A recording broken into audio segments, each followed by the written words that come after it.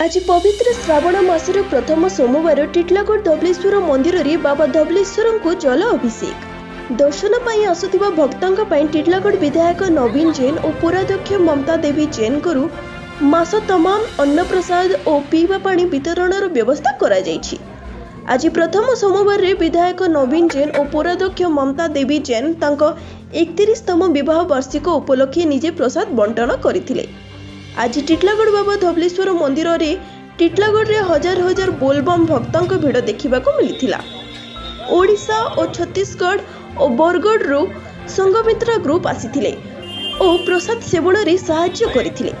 कार्यक्रम रे युवा समाजसेवी विजय मेहर, पिंकू साहू, पवित्र साहू, नवीन मेहर, अश्विनी बेहरा उपस्थित रही सहयोग करथिले और अन्य बीजेपी कर्मी मध्य थिले। बोलबम भाई माने टिटलागढ़ सत्यजित षडंगी सहित इना Sahu report fast news Odisha.